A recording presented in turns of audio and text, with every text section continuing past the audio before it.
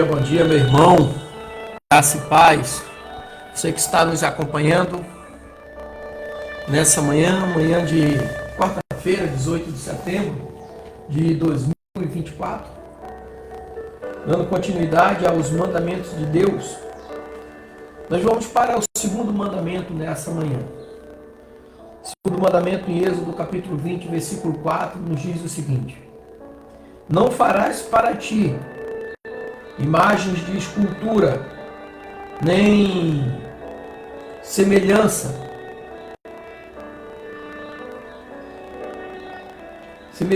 alguma do que há em cima dos céus, nem debaixo da terra, nem nas águas debaixo da terra. Ou seja, versículo 3, não terás outros deuses diante de mim.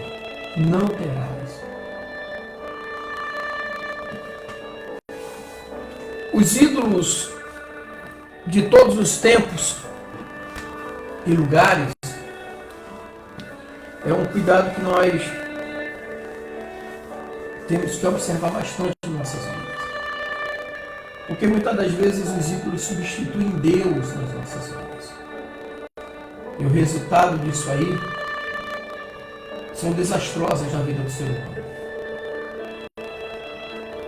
E eu quero também nessa manhã falar sobre o poder dos ídolos. Quando nós substituímos Deus, lembra que eu falei ontem, no último sermão de Moisés, Deus usou Moisés para falar ao povo: eis que te proponho hoje a bênção e a maldição, o bem e o mal. Escolha, pois, o bem, terás bênçãos, escolha e terás maldição, a vida e a morte. Escolha, pois, a vida, terás bênção. Ou escolha, pois, a bênção, terás vida. O poder de um ídolo, nenhum poder, todos os poderes de ídolos não passam de mentiras. Quando nós pegamos o livro de Hebreus, capítulo 2, versículo 18 e 19, nós temos que ter cuidado com as mentiras que os ídolos representam. Sabe? Um ídolo qualquer um pode fazer. Se você pegar um pedaço de madeira velha e fazer uma escultura ali, colocar do lado, você tem que ter cuidado, senão daqui a pouco está se curvando para aquilo ali, que o fogo pode queimar, pode virar lenha para uma fogueira, pode virar um carvão para assar uma carne. Eles não falam e não apalpam, eles não veem, eles não andam, não ouvem e não emitem som. Eu gosto do que está escrito aqui no segundo livro, na segunda carta que Paulo escreveu aos Coríntios, capítulo 6, versículo 16, que diz assim, segunda carta que Paulo escreveu à igreja de Corinto, a igreja que tinha muitos ídolos, sabe? A igreja que tinha Lidiana, tinha tantas outras, que as pessoas se devotavam para aquilo ali. Tinha deusas em Corinto que era a deusa da prostituição. Era um ídolo muito forte na cidade. E para esse povo, Paulo dedicou um versículo específico na sua segunda carta, capítulo 6, versículo 16, que diz assim, abre aspas, que ligação há entre o santuário de Deus e os ídolos? Porque nós somos santuários de Deus, vivente, como ele próprio disse, habitarei e andarei entre eles, serei o seu Deus, e eles serão o meu povo. Que ligação há entre o santuário de Deus e os ídolos? Nós somos o santuário do Espírito Santo de Deus.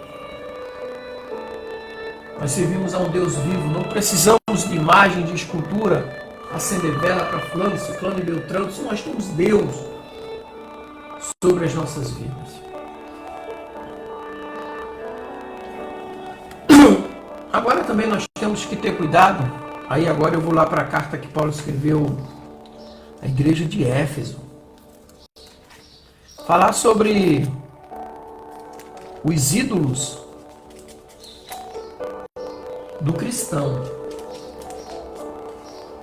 Carta à Igreja de Éfeso, capítulo 5, versículo 5, diz assim, abre aspas. Sabei, pois isto, nenhum incontinente ou impuro ou avarento, que é idólatra, tem herança no reino de Cristo e de Deus. Então, quais são os ídolos do cristão?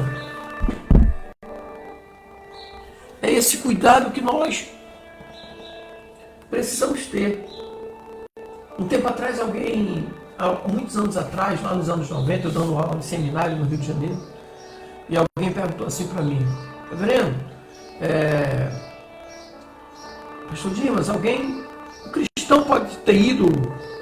Na época ele me perguntou sobre time de futebol. Eu falei, você pode torcer sim por time de futebol, assim como tem jogadores que são cristãos. Na época, João Rei, que era atleta do Atlético Mineiro, né? Jogador de futebol, convertido, e tantos outros estavam começando, né? Como Silas, como Miller, o pessoal começando na vida cristã também. Falei, claro que pode. Só não pode substituir Deus, assim como o cristão pode ser rico. Não pode transformar o seu dinheiro num Deus. O dinheiro não pode ter domínio sobre a vida dele, mas ele tem que dominar. Só quem pode dominar a nossa vida é Deus, ninguém mais. Sabe? Então, temos que ter cuidado porque existem algumas ameaças para a vida do cristão, que pode se transformar em ídolos. Ser fornicador, impuro, glutão, avarento, amante do presente século.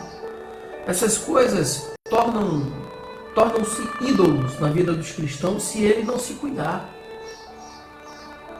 Se ele parar de ler a Bíblia, parar de refletir nela, se ele deixar de lado a palavra de Deus, aí chega a desobediência e a porfia. A desobediência e a porfia são idolatria. Aqui em primeiro livro de Samuel, tem algo interessante que eu quero... 1 Samuel, acho que 15, 23.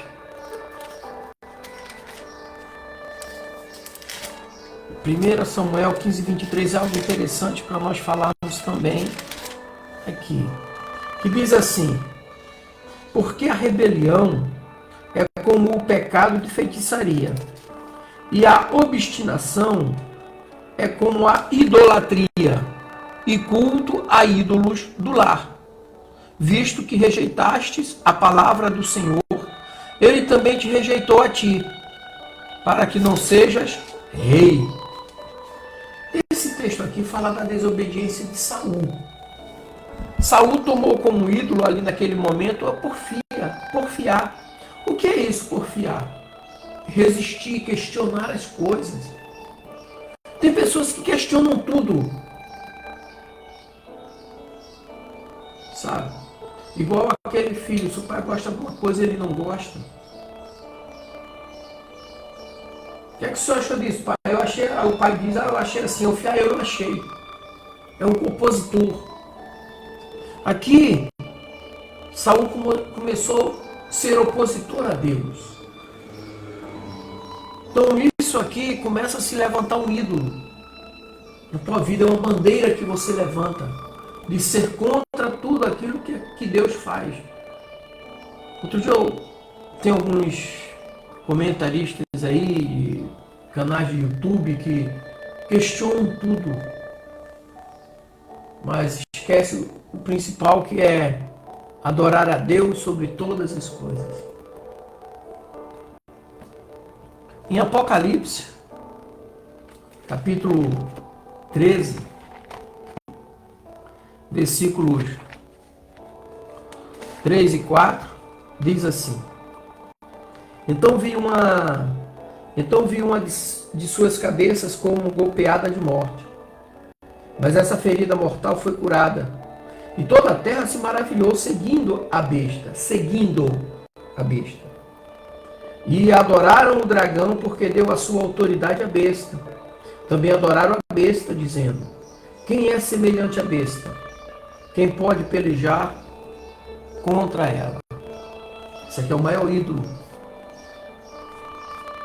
que tem se levantado. Naquele dia vai estar grande e vai enganar a muitos.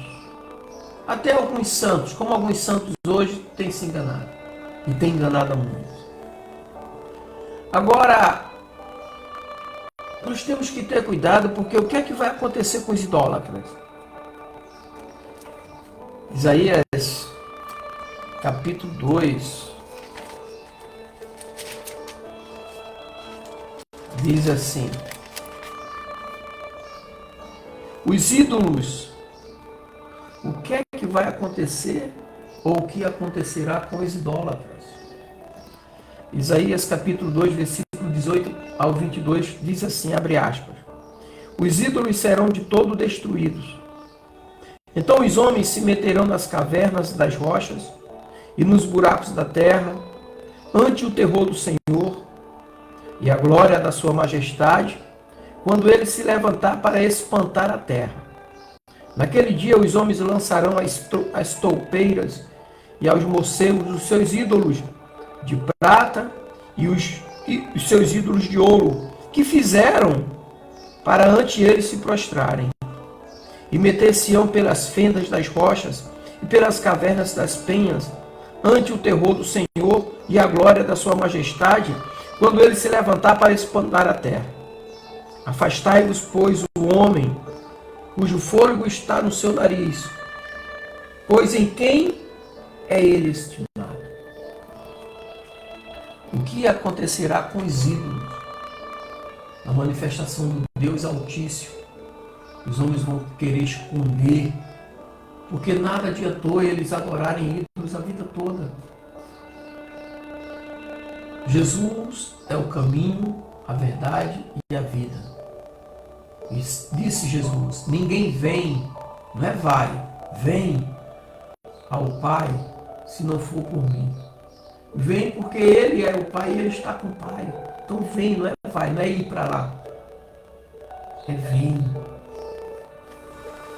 E por fim a mensagem de Deus. 1 João, capítulo 5.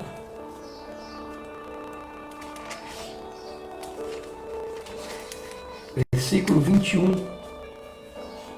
Diz assim: filhinhos, guardai-vos dos ídolos.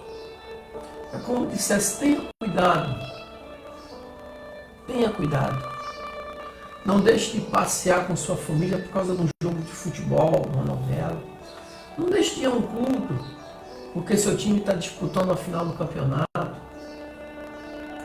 Sabe? Não transforme coisas em seres. Sabe? Ame as pessoas. Cuide das coisas. Mas ame as pessoas. Adore a Deus sobre todas as coisas. Agora, e a recompensa de se guardar dos ídolos? A gente volta lá para Êxodo novamente. Êxodo 20 novamente, versículos 5 e 6, que diz: não as adorarás nem lhes darás culto, porque eu sou o Senhor teu Deus, Deus zeloso, que visita a iniquidade dos pais nos filhos até a 3ª geração e 4ª geração daqueles que me aborrecem. E faço misericórdia até 1000 gerações daqueles que me amam e guardam os meus mandamentos. Essa é a promessa de Deus para mim e você. E faço misericórdia até 1000 gerações daqueles que me amam e guardam os meus mandamentos. Obedecer a Deus é tremendo. Que o Senhor te abençoe, meu irmão e irmã. A obediência a Deus é o princípio da honra, né? Isaías 1,19 diz: se quiserdes e me ouvirdes, comereis o melhor dessa terra. Amém? Deus abençoe e dê um dia alegre, abençoado e próspero, em nome de Jesus.